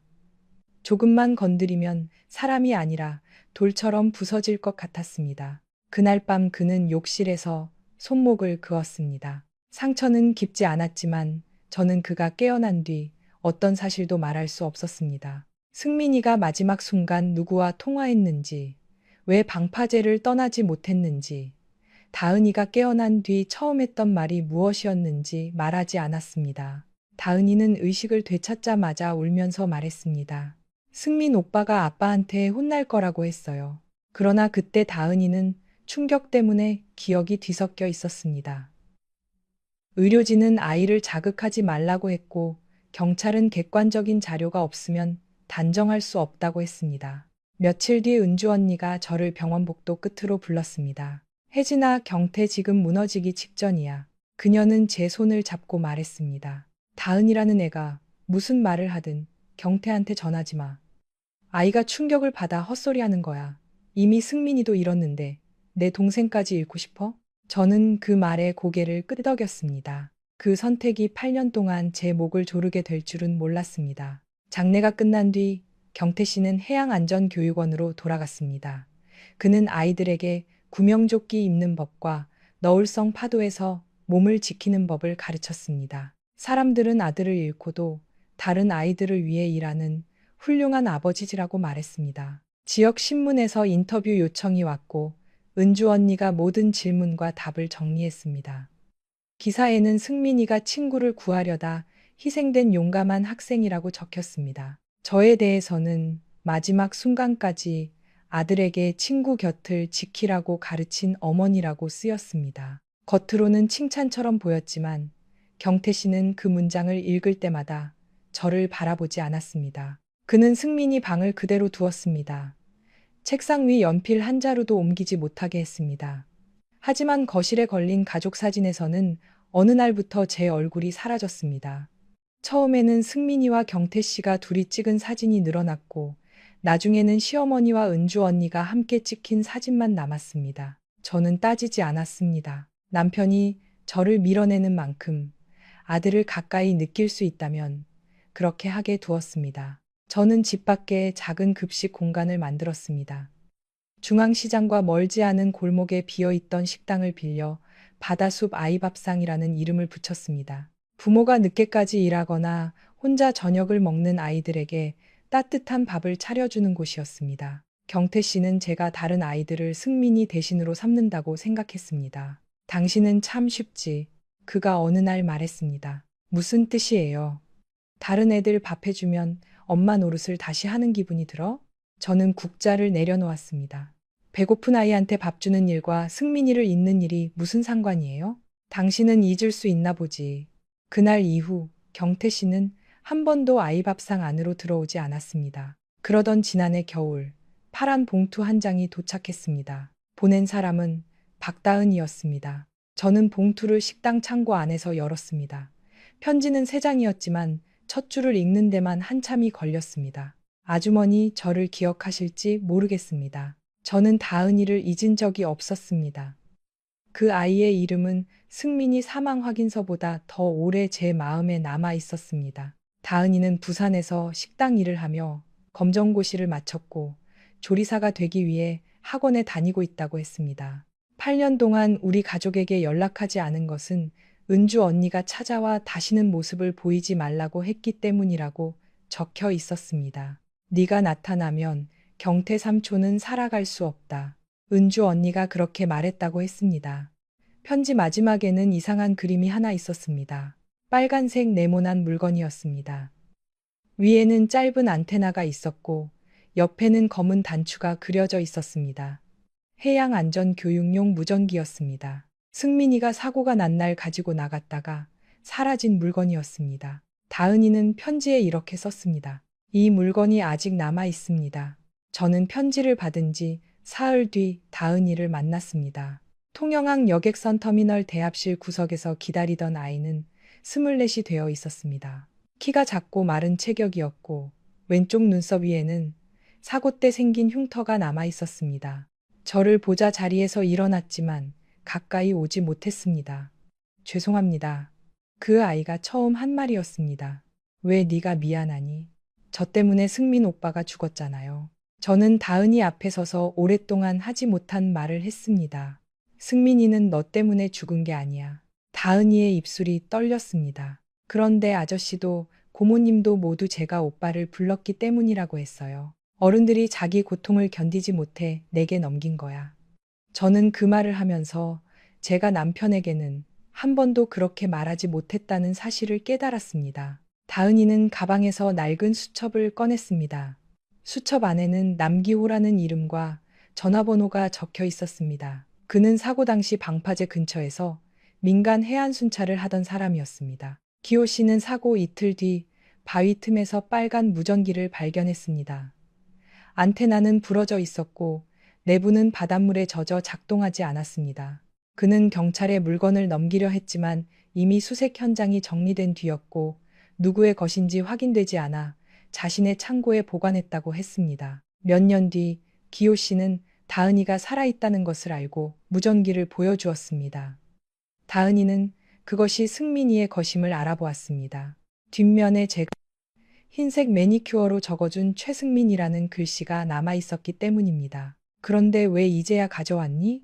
제가 묻자 다은이는 두 손을 무릎 사이에 끼웠습니다. 무전기 안에 녹음 기능이 있대요. 승민이가 사용하던 무전기는 교육용 장비였습니다. 훈련 내용을 복기하기 위해 일정 시간 동안 주변 음성과 송수신 내용을 자동으로 저장하는 기능이 있었습니다. 하지만 내부가 심하게 부식되어 자료를 꺼내기 어려웠습니다. 기호 씨는 수리점을 여러 곳 찾아다녔지만 모두 불가능하다는 답을 들었습니다. 그러다 지난해 병으로 세상을 떠나기 전 무전기와 수첩을 다은이에게 맡겼습니다. 아직 들을 수 있는 건 아니에요. 다은이가 말했습니다. 부산에 오래된 선박 통신 장비를 고치는 분이 계신데 시간이 필요하대요. 경태 씨에게 말해야 해. 제가 말하자 다은이는 급하게 고개를 저었습니다. 안 돼요. 왜? 고모님이 알면 무전기를 없앨 거예요. 그 순간 저는 다은이가 겁에 질려 있다는 사실을 깨달았습니다. 단순히 과거의 기억 때문만은 아니었습니다. 은주 언니가 너를 다시 찾아왔니? 다은이는 대답하지 않았습니다. 그 침묵이 대답이었습니다. 저는 다은이에게 준비가 될 때까지 기다리겠다고 약속했습니다. 무전기의 자료가 복구되면 그때 경태 씨에게 함께 가자고 했습니다. 그 전까지는 누구에게도 말하지 않기로 했습니다. 그 뒤 다은이가 조리학원 등록금을 마련하지 못했다는 사실을 알게 되었습니다. 저는 제 이름으로 조금씩 돈을 보냈습니다. 그것은 죄책감 때문도 승민이를 대신하려는 마음 때문도 아니었습니다. 살아남았다는 이유로 8년 동안 죄인처럼 살아온 아이에게 적어도 따뜻한 밥을 만드는 사람이 될 기회는 주고 싶었습니다. 그런데 경태 씨가 그 내역을 발견했습니다. 제삿날 아침 제가 시장에 간 사이 아이밥상 사무실에 들렀다가 서랍 속 편지와 통장을 본 것이었습니다. 그는 무전기 그림이 그려진 편지도 복사해 두었습니다. 제사상 앞에서 그 그림을 본 순간 은주 언니의 손이 떨렸습니다. 아주 짧은 순간이었지만 저는 분명히 보았습니다. 이게 뭔데? 경태 씨가 편지를 들어 보였습니다. 저는 대답하지 않았습니다. 빨간 무전기잖아. 은주 언니가 갑자기 끼어들었습니다. 사고 현장에서 찾았다는 거짓말이라도 하려는 모양이지. 그 애가 이제 와서 돈이라도 뜯어내려고 혜진이한테 접근한 거야. 언니는 어떻게 알아요? 제가 물었습니다. 은주 언니의 얼굴이 굳었습니다. 뭘? 다은이가 무전기를 가지고 있다는 걸 어떻게 알았어요? 경태 씨도 지금 처음 봤는데. 시어머니가 천천히 은주 언니를 바라보았습니다. 경태 씨도 누나 쪽으로 고개를 돌렸습니다. 은주 언니는 잠시 말을 잃었다가 곧 목소리를 높였습니다. 그림만 봐도 알잖아. 사고 때 승민이가 무전기를 가지고 있었다는 건 우리 모두 알고 있었고, 경찰 기록에는 무전기 이야기가 없었어요. 제가 말했습니다. 가족 중에서 그날 승민이가 무전기를 가져갔다는 걸 아는 사람은 저와 경태 씨뿐이었어요. 은주 언니가 자리에서 일어났습니다. 지금 나를 의심하는 거야? 의심한다는 말은 하지 않았어요. 너는 항상 그런 식이야. 말은 안 하면서 다른 사람이 죄책감을 느끼게 만들지. 경태가 8년 동안 어떻게 살았는지 알면서 이제는 그 여자애까지 끌고 와 가족을 흔들려고 해? 경태 씨가 손바닥으로 상을 내리쳤습니다. 그만해. 그는 누나가 아니라 저를 바라보고 있었습니다. 오늘은 승민이 제삿날이야. 또 무슨 이야기를 꾸미는지 모르겠지만 듣고 싶지 않아. 저도 오늘은 말하지 않을게요. 오늘만? 다은이가 직접 말할 준비가 되면 그때 들으세요. 경태 씨가 헛웃음을 쳤습니다. 결국 그 애가 나보다 중요하다는 거네. 그 아이에게도 자기 이야기를 자기가 말할 권리가 있어요. 내 아들은 말할 수 없어. 그래서 살아있는 사람들이 마음대로 승민이 말을 대신해도 된다는 뜻은 아니에요. 그 말이 끝나자 방 안의 공기가 완전히 달라졌습니다. 경태 씨의 얼굴에서 분노가 사라졌습니다. 대신 제가 모르는 사람을 보는 듯한 차가운 표정이 자리 잡았습니다. 나가. 시어머니가 작게 그의 이름을 불렀지만 그는 듣지 않았습니다. 제 사고 뭐고 필요 없으니까 지금 나가. 저는 승민이 사진 앞에 마지막으로 고개를 숙였습니다. 절을 하지는 못했습니다. 남편이 제 어깨를 밀지는 않았지만 그가 제 뒤에 서 있다는 것만으로도 더 머물 수 없었습니다. 저는 앞치마를 벗어 의자 등에 걸었습니다. 새벽부터 입고 있던 앞치마에는 밀가루와 기름 자국이 묻어 있었습니다. 현관을 나서기 전 시어머니가 제 손목을 잡았습니다. 혜진아. 저는 시어머니를 바라보았습니다. 그분의 눈에는 눈물이 고여 있었지만 입에서는 아무 말도 나오지 않았습니다. 가지 말라는 말도, 미안하다는 말도, 내 잘못이 아니라는 말도 하지 않았습니다. 8년 동안 그랬습니다. 저를 불쌍하게 바라보는 사람은 많았지만 제 편에 서서 사실을 말하는 사람은 없었습니다. 저는 시어머니의 손을 조심스럽게 풀었습니다. 어머니, 약은 식탁 두 번째 서랍에 날짜별로 넣어뒀어요. 그 순간 저 자신이 우스워졌습니다. 쫓겨나는 순간까지 시어머니의 약부터 걱정하고 있었습니다. 저는 더 말하지 않고 집을 나왔습니다. 비는 아침부터 계속 내리고 있었습니다. 우산을 펴자 바닷바람이 천을 뒤집을 듯 밀어 올렸습니다. 골목 끝에서 뒤를 돌아보았지만 아무도 나오지 않았습니다. 아이밥상으로 돌아왔을 때는 해가 이미 저물고 있었습니다. 식당 안은 어두웠고 냉장고 돌아가는 소리만 들렸습니다. 저는 불을 켜지 않은 채 창가 자리에 앉았습니다. 휴대전화에는 경태 씨가 보낸 메시지가 한 통화 있었습니다. 내일까지 짐 정리해. 이혼 서류는 변호사 통해 보내. 저는 메시지를 읽고 화면을 껐습니다. 눈물은 나오지 않았습니다. 승민이가 죽은 뒤 저는 눈물을 숨기는 데 익숙해졌습니다. 경태 씨가 무너질까봐 울지 않았고, 시어머니가 가슴 아파할까봐 울지 않았고, 아이밥상 아이들이 걱정할까봐 울지 않았습니다.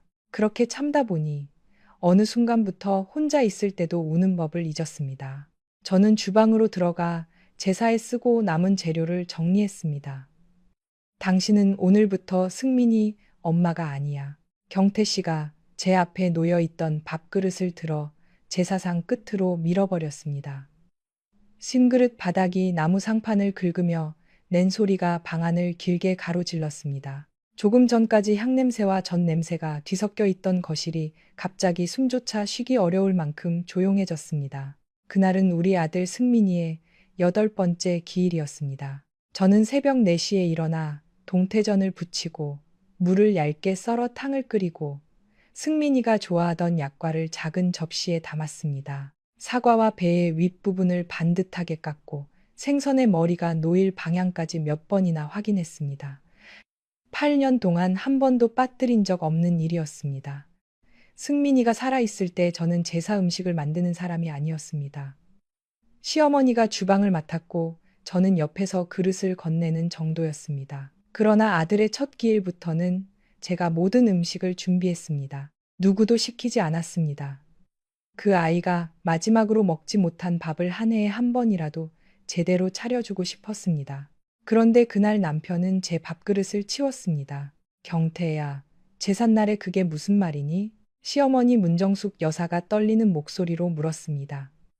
하지만 말과 달리 시어머니의 손은 제 그릇을 다시 가져오지 않았습니다. 손가락만 무릎 위에서 가늘게 움직였습니다. 남편의 누나 최은주는 제사상 건너편에 앉아 눈을 내리깔고 있었습니다. 은주 언니는 놀라지 않은 얼굴이었습니다. 이미 오늘 무슨 일이 벌어질지 알고 있었던 사람처럼 입술을 굳게 다물고 있었습니다. 경태 씨는 제 앞에 얇은 서류 봉투를 던졌습니다.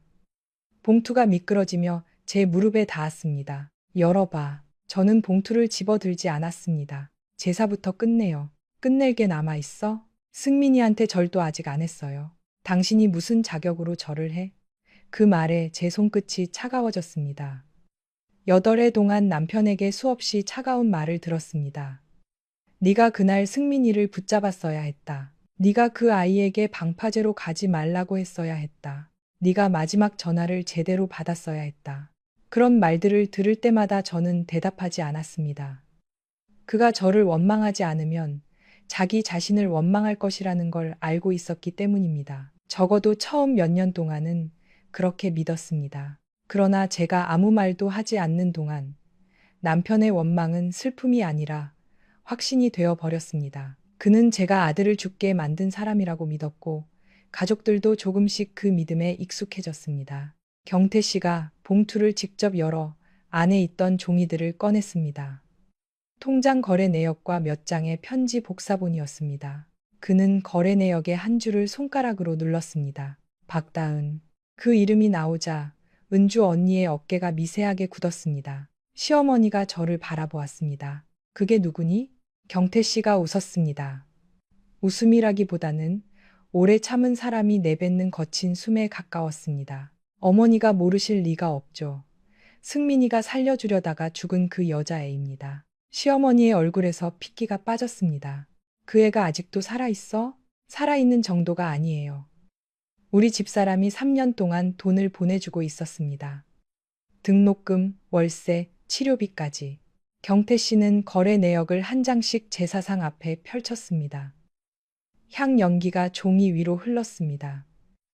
박다은이라는 이름과 날짜와 금액이 검은 글자로 이어졌습니다. 제가 다은이에게 보낸 돈은 모두 합쳐 큰 돈이 아니었습니다. 한 달에 10만 원을 보낸 적도 있었고 조리학원 등록 기간에는 조금 더 보낸 적도 있었습니다. 다은이는 돈을 받을 때마다 돌려주겠다고 했습니다. 저는 한 번도 돌려받을 생각이 없었습니다. 승민이가 살아있었다면 그렇게 했을 것이라고 생각했기 때문입니다. 왜 말하지 않았어? 경태 씨가 물었습니다.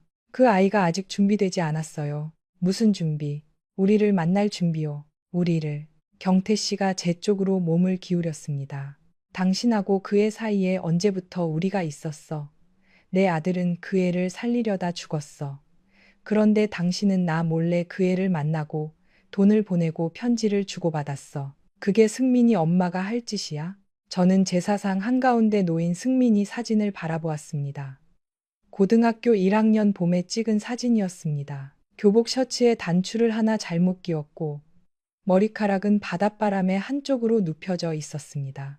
사진을 찍기 직전 제가 단추를 고쳐주려 하자 승민이는 귀찮다며 몸을 피했습니다. 사진 속 아이는 16살이었습니다. 저는 42살이 되었지만 승민이는 여전히 16살이었습니다. 다은이는 승민이를 죽이지 않았어요. 제 말이 끝나자 경태 씨의 얼굴이 일그러졌습니다. 그럼 누가 죽였어? 그는 기다렸다는 듯 물었습니다. 그날 태풍주의보가 내려졌는데도 애한테 데리러 가라고 한 사람이 누구야? 마지막 전화에서 방파제에 혼자 두면 안 된다고 말한 사람이 누구냐고. 시어머니가 눈을 감았습니다. 은주 언니는 여전히 고개를 들지 않았습니다. 경태 씨가 제 앞에 마지막 종이를 내려놓았습니다. 이혼합의서였습니다. 이미 남편의 이름과 도장이 찍혀 있었습니다. 제사 끝나면 나가줘. 오늘 꼭 일해야 해요. 오늘이라서 하는 거야. 당신이 승민이 앞에서까지 계속 거짓말하는 걸 더는 못 보겠으니까. 저는 종이를 접지 않았습니다. 찢지도 않았고 남편의 얼굴에 던지지도 않았습니다. 그저 두 손을 무릎 위에 올려놓았습니다. 손등에 기름이 튀어 생긴 작은 화상 자국들이 보였습니다. 새벽부터 전을 붙이며 생긴 자국이었습니다. 절은 하고 나갈게요. 하지마. 8년 동안 한 번도 빠진 적 없어요. 그래서 더 역겨워. 그 한마디가 제 가슴 안쪽에 조용히 내려앉았습니다. 저는 경태 씨가 저를 미워한다는 사실을 오래전부터 알고 있었습니다. 하지만 그가 제가 아들을 기억하는 방식까지 역겨워한다는 것은 처음 알았습니다. 승민이가 죽은 날도 비가 왔습니다. 통영 앞바다에 태풍이 가까워지고 있다는 예보가 하루 종일 이어졌습니다. 학교에서는 방과 후 활동을 모두 취소했지만 승민이는 집에 곧바로 오지 않았습니다. 같은 반이었던 박다은에게서 전화가 왔기 때문입니다. 다은이는 산양읍 쪽 방파제 근처에 혼자 있었습니다. 양아버지와 크게 다툰 뒤 집을 뛰쳐나왔고 바람이 강해지면서 버스 운행까지 뜸해졌습니다. 다은이는 여러 친구에게 전화를 걸었지만 받은 사람은 승민이뿐이었습니다. 그날 저는 지역아동센터에서 저녁 급식을 준비하고 있었습니다. 큰 솥에 카레를 끓이던 중 승민이에게 전화가 왔습니다. 바람 소리가 너무 커서 아이의 목소리가 끊어져 들렸습니다. 엄마, 다은이가 여기 혼자 있어. 거기가 어디야? 방파제 근처. 승민아, 바다 쪽으로 가지 말고 가게 안으로 들어가.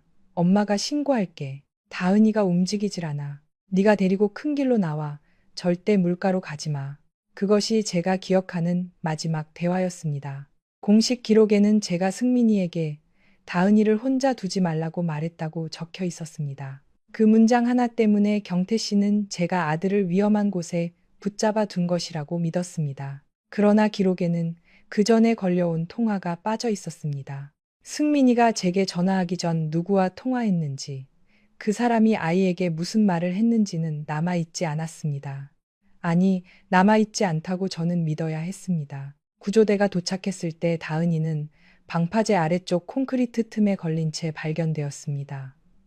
팔이 부러지고 머리를 다쳤지만 살아 있었습니다. 승민이는 다음날 아침 해안에서 멀지 않은 곳에서 발견되었습니다. 아이의 운동화 한 짝은 끝내 찾지 못했습니다. 장례식장에서 경태 씨는 사흘 동안 한마디도 하지 않았습니다. 조문객이 돌아가고 마지막 향이 꺼진 뒤에야 그가 제게 처음으로 말했습니다. 왜 우리 애를 거기 있게 했어? 저는 그때도 대답하지 못했습니다. 남편의 눈은 울어서 붉어진 것이 아니라 완전히 말라 있었습니다. 조금만 건드리면 사람이 아니라 돌처럼 부서질 것 같았습니다.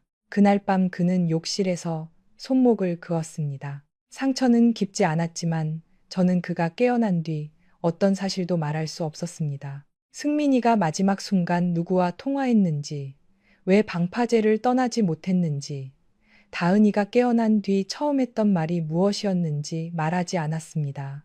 다은이는 의식을 되찾자마자 울면서 말했습니다. 승민 오빠가 아빠한테 혼날 거라고 했어요. 그러나 그때 다은이는 충격 때문에 기억이 뒤섞여 있었습니다. 의료진은 아이를 자극하지 말라고 했고 경찰은 객관적인 자료가 없으면 단정할 수 없다고 했습니다.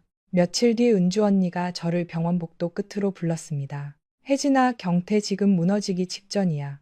그녀는 제 손을 잡고 말했습니다. 다은이라는 애가 무슨 말을 하든 경태한테 전하지 마. 아이가 충격을 받아 헛소리하는 거야. 이미 승민이도 잃었는데 내 동생까지 잃고 싶어? 저는 그 말에 고개를 끄덕였습니다. 그 선택이 8년 동안 제 목을 조르게 될 줄은 몰랐습니다. 장례가 끝난 뒤 경태 씨는 해양안전교육원으로 돌아갔습니다.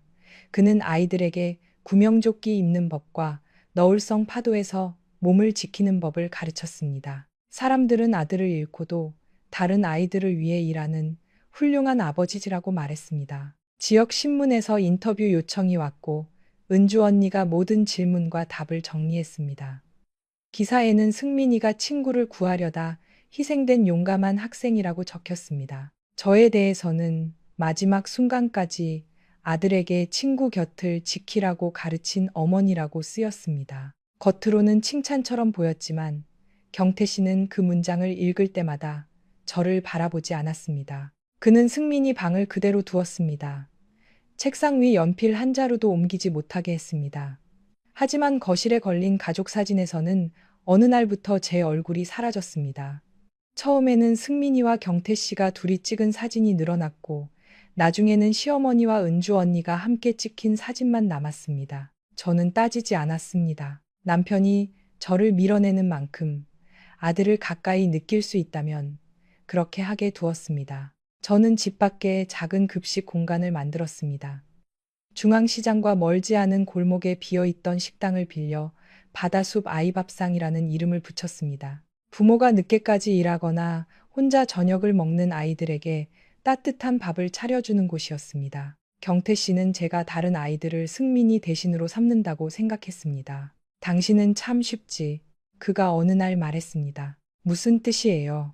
다른 애들 밥 해주면 엄마 노릇을 다시 하는 기분이 들어? 저는 국자를 내려놓았습니다. 배고픈 아이한테 밥 주는 일과 승민이를 잊는 일이 무슨 상관이에요? 당신은 잊을 수 있나 보지. 그날 이후 경태 씨는 한 번도 아이 밥상 안으로 들어오지 않았습니다. 그러던 지난해 겨울 파란 봉투 한 장이 도착했습니다. 보낸 사람은 박다은이었습니다. 저는 봉투를 식당 창고 안에서 열었습니다. 편지는 3장이었지만 첫 줄을 읽는 데만 한참이 걸렸습니다. 아주머니 저를 기억하실지 모르겠습니다. 저는 다은이를 잊은 적이 없었습니다. 그 아이의 이름은 승민이 사망 확인서보다 더 오래 제 마음에 남아 있었습니다. 다은이는 부산에서 식당 일을 하며 검정고시를 마쳤고 조리사가 되기 위해 학원에 다니고 있다고 했습니다. 8년 동안 우리 가족에게 연락하지 않은 것은 은주 언니가 찾아와 다시는 모습을 보이지 말라고 했기 때문이라고 적혀 있었습니다. 네가 나타나면 경태 삼촌은 살아갈 수 없다. 은주 언니가 그렇게 말했다고 했습니다. 편지 마지막에는 이상한 그림이 하나 있었습니다. 빨간색 네모난 물건이었습니다. 위에는 짧은 안테나가 있었고 옆에는 검은 단추가 그려져 있었습니다. 해양안전교육용 무전기였습니다. 승민이가 사고가 난 날 가지고 나갔다가 사라진 물건이었습니다. 다은이는 편지에 이렇게 썼습니다. 이 물건이 아직 남아 있습니다. 저는 편지를 받은 지 사흘 뒤 다은이를 만났습니다. 통영항 여객선 터미널 대합실 구석에서 기다리던 아이는 24이 되어 있었습니다. 키가 작고 마른 체격이었고 왼쪽 눈썹 위에는 사고 때 생긴 흉터가 남아 있었습니다. 저를 보자 자리에서 일어났지만 가까이 오지 못했습니다. 죄송합니다. 그 아이가 처음 한 말이었습니다. 왜 네가 미안하니? 저 때문에 승민 오빠가 죽었잖아요. 저는 다은이 앞에 서서 오랫동안 하지 못한 말을 했습니다. 승민이는 너 때문에 죽은 게 아니야. 다은이의 입술이 떨렸습니다. 그런데 아저씨도 고모님도 모두 제가 오빠를 불렀기 때문이라고 했어요. 어른들이 자기 고통을 견디지 못해 내게 넘긴 거야. 저는 그 말을 하면서 제가 남편에게는 한 번도 그렇게 말하지 못했다는 사실을 깨달았습니다. 다은이는 가방에서 낡은 수첩을 꺼냈습니다. 수첩 안에는 남기호라는 이름과 전화번호가 적혀 있었습니다. 그는 사고 당시 방파제 근처에서 민간 해안 순찰을 하던 사람이었습니다. 기호 씨는 사고 이틀 뒤 바위 틈에서 빨간 무전기를 발견했습니다. 안테나는 부러져 있었고 내부는 바닷물에 젖어 작동하지 않았습니다. 그는 경찰에 물건을 넘기려 했지만 이미 수색 현장이 정리된 뒤였고 누구의 것인지 확인되지 않아 자신의 창고에 보관했다고 했습니다. 몇 년 뒤 기호 씨는 다은이가 살아있다는 것을 알고 무전기를 보여주었습니다. 다은이는 그것이 승민이의 것임을 알아보았습니다. 뒷면에 제가 흰색 매니큐어로 적어준 최승민이라는 글씨가 남아 있었기 때문입니다. 그런데 왜 이제야 가져왔니? 제가 묻자 다은이는 두 손을 무릎 사이에 끼웠습니다. 무전기 안에 녹음 기능이 있대요. 승민이가 사용하던 무전기는 교육용 장비였습니다. 훈련 내용을 복기하기 위해 일정 시간 동안 주변 음성과 송수신 내용을 자동으로 저장하는 기능이 있었습니다. 하지만 내부가 심하게 부식되어 자료를 꺼내기 어려웠습니다. 기호 씨는 수리점을 여러 곳 찾아다녔지만 모두 불가능하다는 답을 들었습니다. 그러다 지난해 병으로 세상을 떠나기 전 무전기와 수첩을 다은이에게 맡겼습니다. 아직 들을 수 있는 건 아니에요. 다은이가 말했습니다. 부산에 오래된 선박 통신 장비를 고치는 분이 계신데 시간이 필요하대요. 경태 씨에게 말해야 해. 제가 말하자 다은이는 급하게 고개를 저었습니다. 안 돼요. 왜? 고모님이 알면 무전기를 없앨 거예요. 그 순간 저는 다은이가 겁에 질려 있다는 사실을 깨달았습니다. 단순히 과거의 기억 때문만은 아니었습니다. 은주 언니가 너를 다시 찾아왔니? 다은이는 대답하지 않았습니다. 그 침묵이 대답이었습니다. 저는 다은이에게 준비가 될 때까지 기다리겠다고 약속했습니다. 무전기의 자료가 복구되면 그때 경태 씨에게 함께 가자고 했습니다. 그 전까지는 누구에게도 말하지 않기로 했습니다. 그 뒤 다은이가 조리학원 등록금을 마련하지 못했다는 사실을 알게 되었습니다. 저는 제 이름으로 조금씩 돈을 보냈습니다. 그것은 죄책감 때문도 승민이를 대신하려는 마음 때문도 아니었습니다. 살아남았다는 이유로 8년 동안 죄인처럼 살아온 아이에게 적어도 따뜻한 밥을 만드는 사람이 될 기회는 주고 싶었습니다. 그런데 경태 씨가 그 내역을 발견했습니다. 제삿날 아침 제가 시장에 간 사이 당신은 오늘부터 승민이 엄마가 아니야. 경태 씨가 제 앞에 놓여 있던 밥그릇을 들어 제사상 끝으로 밀어버렸습니다. 신그릇 바닥이 나무 상판을 긁으며 낸 소리가 방안을 길게 가로질렀습니다. 조금 전까지 향냄새와 젖냄새가 뒤섞여 있던 거실이 갑자기 숨조차 쉬기 어려울 만큼 조용해졌습니다. 그날은 우리 아들 승민이의 8번째 기일이었습니다. 저는 새벽 4시에 일어나 동태전을 부치고 물을 얇게 썰어 탕을 끓이고 승민이가 좋아하던 약과를 작은 접시에 담았습니다. 사과와 배의 윗부분을 반듯하게 깎고 생선의 머리가 놓일 방향까지 몇 번이나 확인했습니다. 8년 동안 한 번도 빠뜨린 적 없는 일이었습니다. 승민이가 살아있을 때 저는 제사 음식을 만드는 사람이 아니었습니다. 시어머니가 주방을 맡았고 저는 옆에서 그릇을 건네는 정도였습니다. 그러나 아들의 첫 기일부터는 제가 모든 음식을 준비했습니다. 누구도 시키지 않았습니다. 그 아이가 마지막으로 먹지 못한 밥을 한 해에 한 번이라도 제대로 차려주고 싶었습니다. 그런데 그날 남편은 제 밥그릇을 치웠습니다. 경태야, 제삿날에 그게 무슨 말이니? 시어머니 문정숙 여사가 떨리는 목소리로 물었습니다. 하지만 말과 달리 시어머니의 손은 제 그릇을 다시 가져오지 않았습니다. 손가락만 무릎 위에서 가늘게 움직였습니다. 남편의 누나 최은주는 제사상 건너편에 앉아 눈을 내리깔고 있었습니다. 은주 언니는 놀라지 않은 얼굴이었습니다. 이미 오늘 무슨 일이 벌어질지 알고 있었던 사람처럼 입술을 굳게 다물고 있었습니다. 경태 씨는 제 앞에 얇은 서류 봉투를 던졌습니다. 봉투가 미끄러지며 제 무릎에 닿았습니다. 열어봐. 저는 봉투를 집어들지 않았습니다. 제사부터 끝내요. 끝낼 게 남아있어? 승민이한테 절도 아직 안 했어요. 당신이 무슨 자격으로 절을 해? 그 말에 제 손끝이 차가워졌습니다. 8해 동안 남편에게 수없이 차가운 말을 들었습니다. 네가 그날 승민이를 붙잡았어야 했다. 네가 그 아이에게 방파제로 가지 말라고 했어야 했다. 네가 마지막 전화를 제대로 받았어야 했다. 그런 말들을 들을 때마다 저는 대답하지 않았습니다. 그가 저를 원망하지 않으면 자기 자신을 원망할 것이라는 걸 알고 있었기 때문입니다. 적어도 처음 몇 년 동안은 그렇게 믿었습니다. 그러나 제가 아무 말도 하지 않는 동안 남편의 원망은 슬픔이 아니라 확신이 되어 버렸습니다. 그는 제가 아들을 죽게 만든 사람이라고 믿었고 가족들도 조금씩 그 믿음에 익숙해졌습니다. 경태 씨가 봉투를 직접 열어 안에 있던 종이들을 꺼냈습니다. 통장 거래 내역과 몇 장의 편지 복사본이었습니다. 그는 거래 내역의 한 줄을 손가락으로 눌렀습니다. 박다은.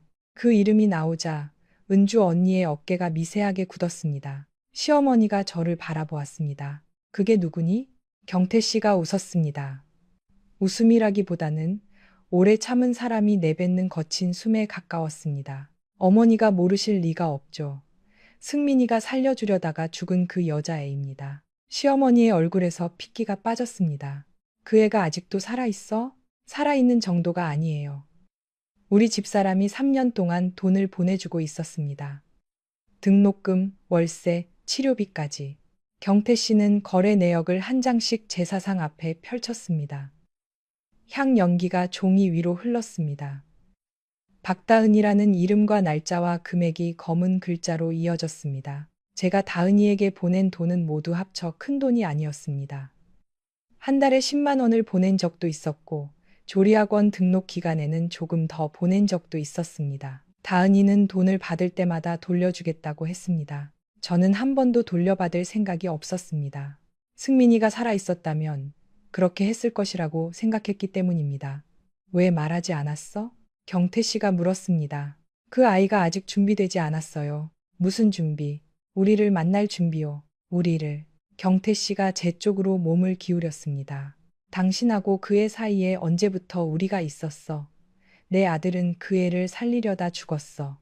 그런데 당신은 나 몰래 그 애를 만나고 돈을 보내고 편지를 주고받았어. 그게 승민이 엄마가 할 짓이야? 저는 제사상 한가운데 놓인 승민이 사진을 바라보았습니다. 고등학교 1학년 봄에 찍은 사진이었습니다. 교복 셔츠에 단추를 하나 잘못 끼웠고 머리카락은 바닷바람에 한쪽으로 눕혀져 있었습니다. 사진을 찍기 직전 제가 단추를 고쳐주려 하자 승민이는 귀찮다며 몸을 피했습니다. 사진 속 아이는 16살이었습니다.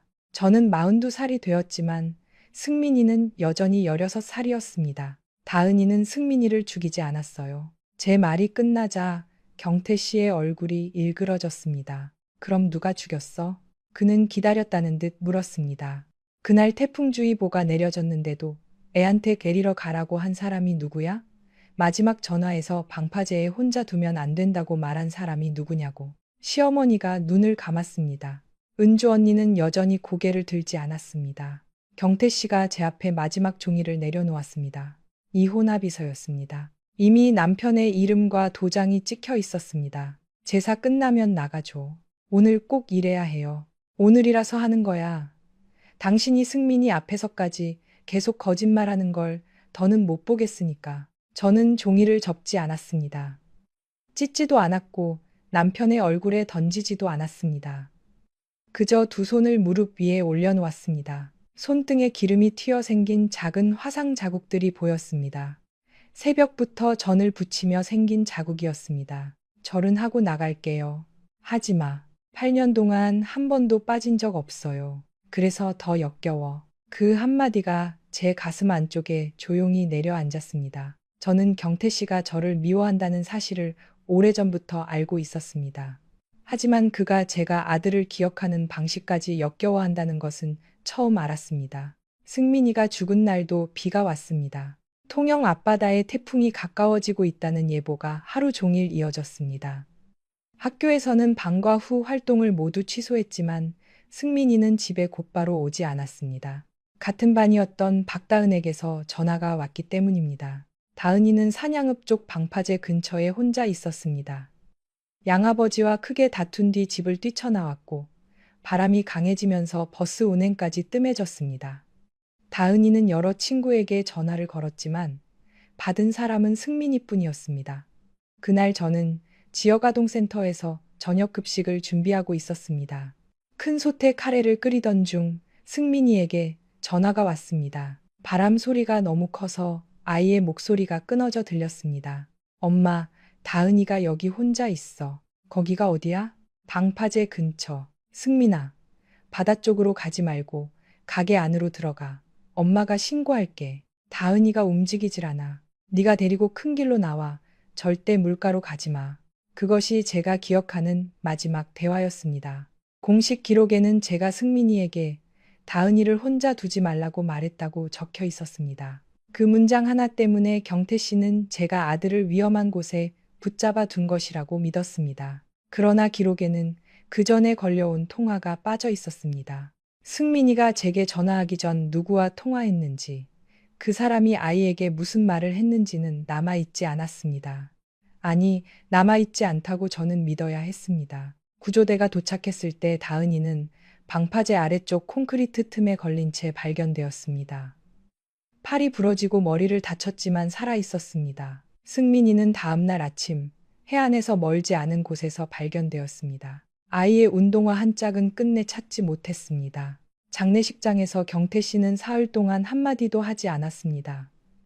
조문객이 돌아가고 마지막 향이 꺼진 뒤에야 그가 제게 처음으로 말했습니다. 왜 우리 애를 거기 있게 했어? 저는 그때도 대답하지 못했습니다. 남편의 눈은 울어서 붉어진 것이 아니라 완전히 말라 있었습니다. 조금만 건드리면 사람이 아니라 돌처럼 부서질 것 같았습니다.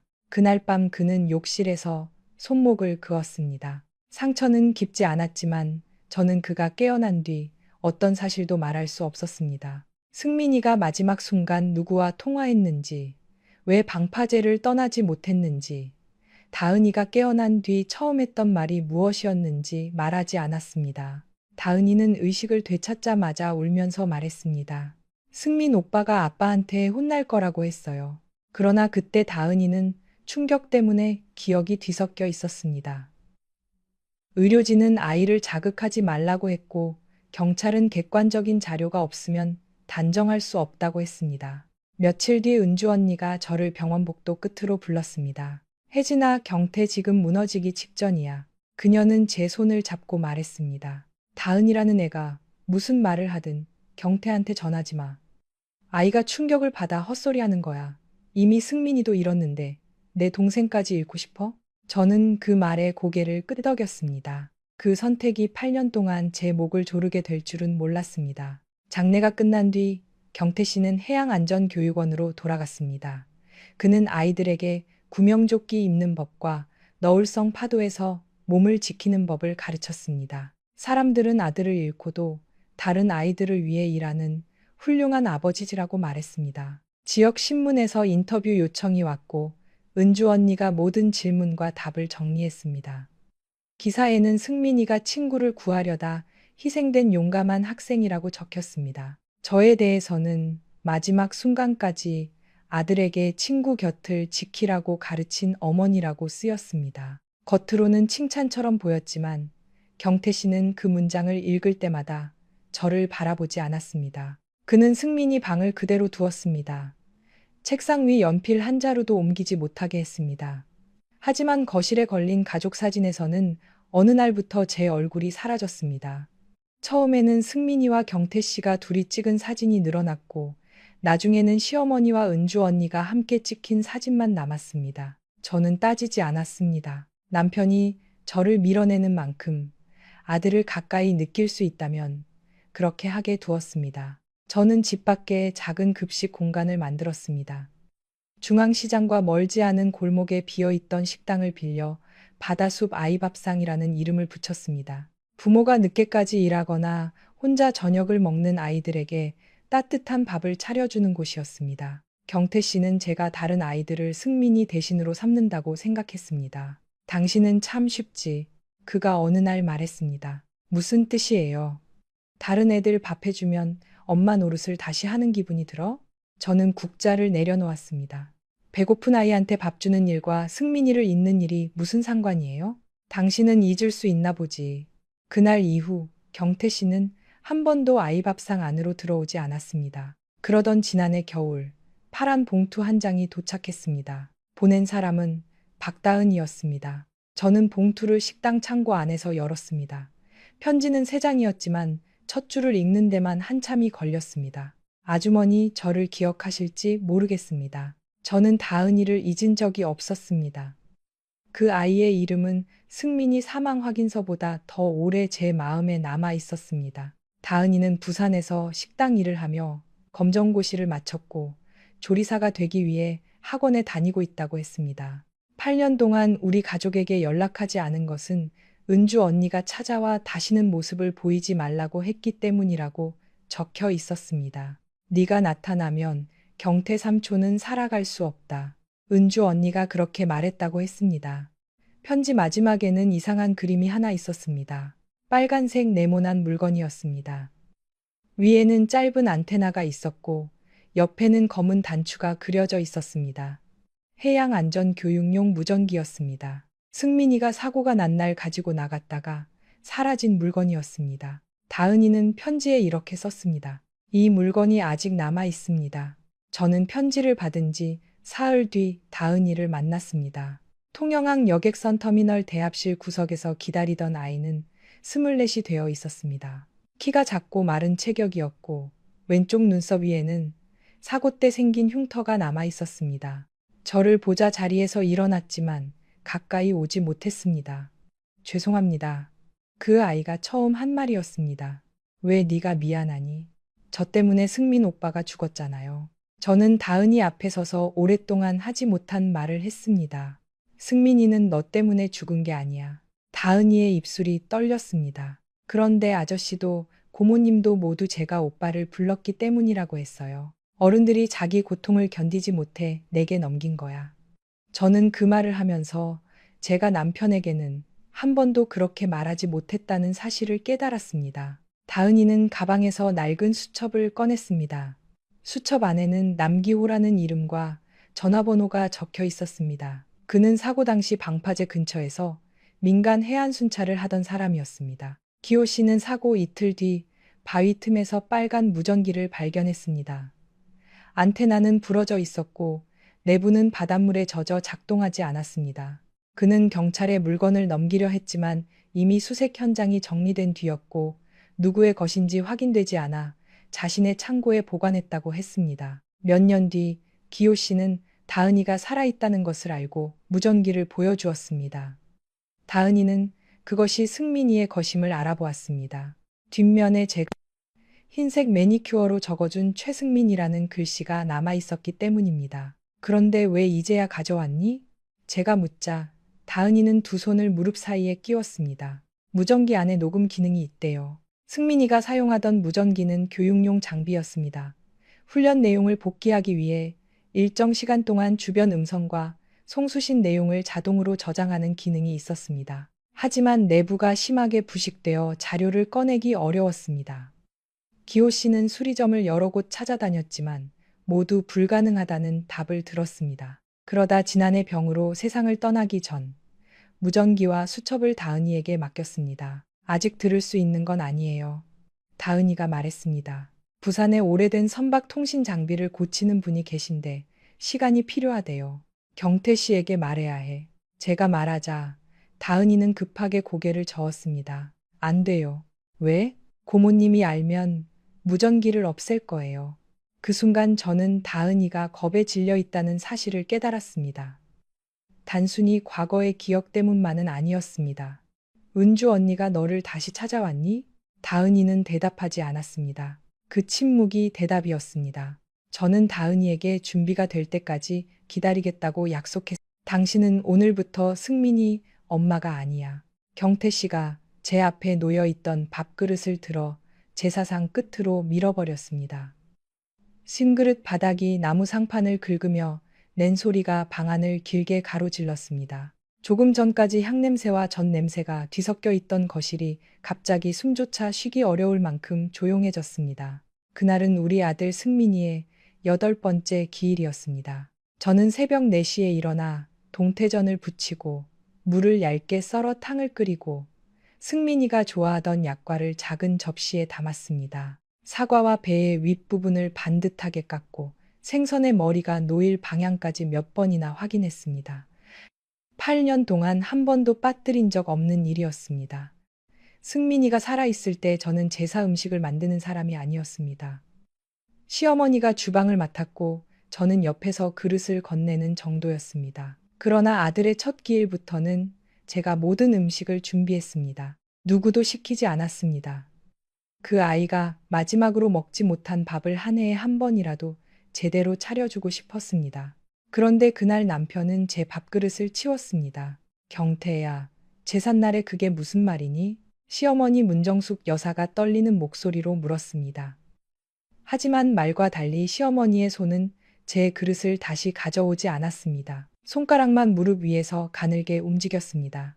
남편의 누나 최은주는 제사상 건너편에 앉아 눈을 내리깔고 있었습니다. 은주 언니는 놀라지 않은 얼굴이었습니다. 이미 오늘 무슨 일이 벌어질지 알고 있었던 사람처럼 입술을 굳게 다물고 있었습니다. 경태 씨는 제 앞에 얇은 서류 봉투를 던졌습니다. 봉투가 미끄러지며 제 무릎에 닿았습니다. 열어봐. 저는 봉투를 집어들지 않았습니다. 제사부터 끝내요. 끝낼 게 남아있어? 승민이한테 절도 아직 안 했어요. 당신이 무슨 자격으로 절을 해? 그 말에 제 손끝이 차가워졌습니다. 8해 동안 남편에게 수없이 차가운 말을 들었습니다. 네가 그날 승민이를 붙잡았어야 했다. 네가 그 아이에게 방파제로 가지 말라고 했어야 했다. 네가 마지막 전화를 제대로 받았어야 했다. 그런 말들을 들을 때마다 저는 대답하지 않았습니다. 그가 저를 원망하지 않으면 자기 자신을 원망할 것이라는 걸 알고 있었기 때문입니다. 적어도 처음 몇 년 동안은 그렇게 믿었습니다. 그러나 제가 아무 말도 하지 않는 동안 남편의 원망은 슬픔이 아니라 확신이 되어 버렸습니다. 그는 제가 아들을 죽게 만든 사람이라고 믿었고 가족들도 조금씩 그 믿음에 익숙해졌습니다. 경태 씨가 봉투를 직접 열어 안에 있던 종이들을 꺼냈습니다. 통장 거래 내역과 몇 장의 편지 복사본이었습니다. 그는 거래 내역의 한 줄을